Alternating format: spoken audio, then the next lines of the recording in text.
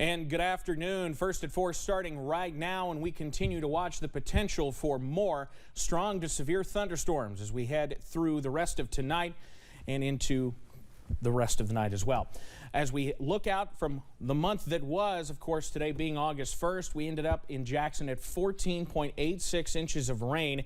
That's nearly 3 times the average. 8 inches of that fell just in those 3 days, the 26th, 27th, and 28th, accounting for 53.8% of the entire monthly rainfall total for the wettest July on record. And we're not done yet. We've already received more than 1.5 inches of rainfall at Jackson and Hazard today. Still around 1/2 inch. Pikeville and over to Wise. I know we had some issues in parts of Letcher and Knott counties this morning, and I don't think we're done yet. A flood watch continues, originally set to expire earlier on today, running through tomorrow morning, 8 o'clock for our West Virginia counties and Lawrence County in Kentucky. Everybody else under that green color until 9 o'clock tomorrow morning. We are all under the level 2 out of 4. Slight risk for excessive rainfall through the rest of the night tonight. And we also have to worry about the possibility for strong to severe storms. The level 2 slight risk. Level 2 out of 5, running from Somerset to London, up to Jackson, up through Paintsville, up to Louisa, and points off to the north and west. Everybody else in the level 1 out of 5, marginal risk for severe weather through the night tonight. At the moment, we've had a few scattered showers and storms this afternoon, but we're in a bit of a break right now. But look over portions of Indiana and Illinois. Already some more showers beginning to bubble up, and that's what's going to be the potential for more strong to severe storms as we head later on into tonight. Temperatures into the low to mid 80s right now around the region, and it feels closer, though, to the upper 80s and low 90s because of the intense humidity we have outside right now. As we head through the night, scattered showers and storms continue with that low tonight near 70 degrees.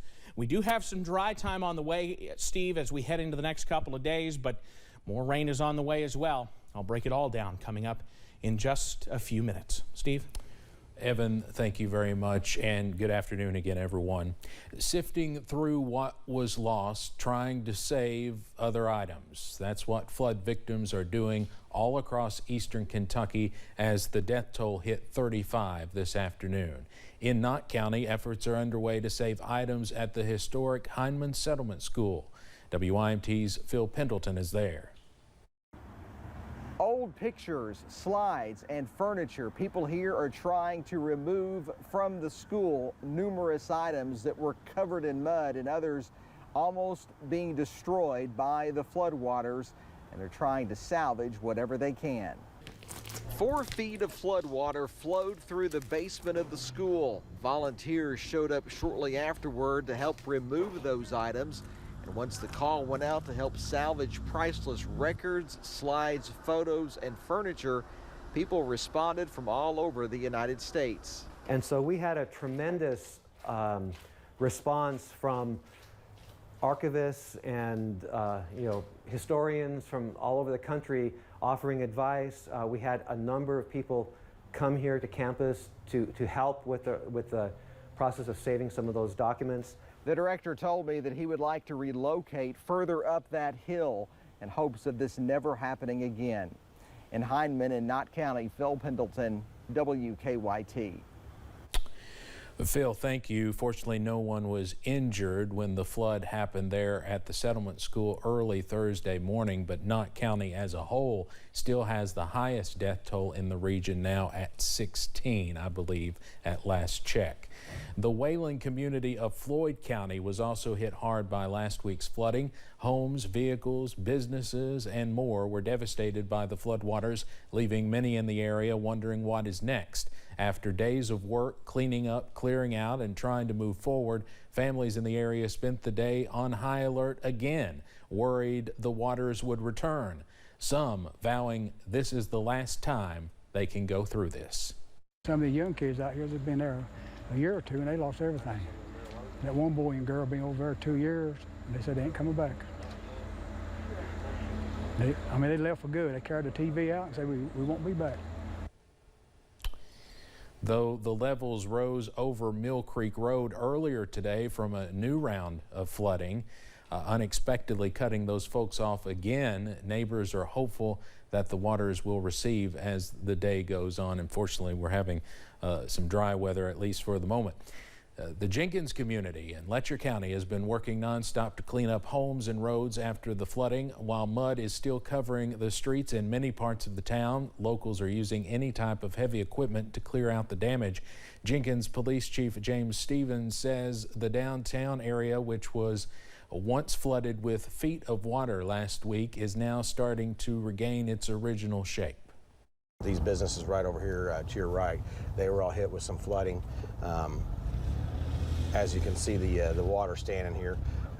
Rite Aid, or Walgreens now, it was shut down for a couple of days. They finally got people in cleaning it up. And that, I believe, is our first look at Jenkins. We just haven't been able to get there since the flooding. At one point, it was underwater last week. Well, we also want to mention that the police chief said the Elkhorn Lake Dam is not about to break, despite rumors floating around the city. And I might mention, too, there have also been the same type of rumors about the Carr Creek Lake Dam in Knott County. I talked to officials there personally this afternoon, wanting us to reiterate that the Carr Creek Dam is doing what it's supposed to do. It is in no danger of failing.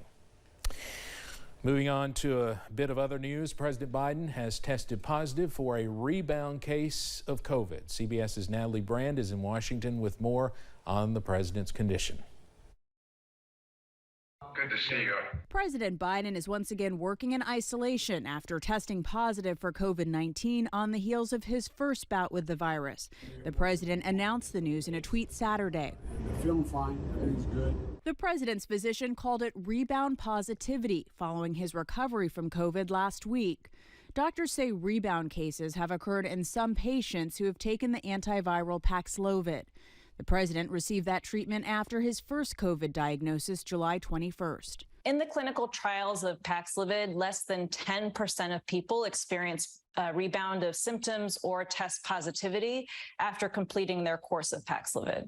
Among other recent high-profile rebound cases, the chief medical advisor to the president, Dr. Anthony Fauci. Paxlovid may not cure you. You may still have a rebound of symptoms or test positivity, but it worked if you did not end up in the hospital. The president's doctor says he will remain in strict isolation, but he is symptom-free and not expected to receive a new round of treatment.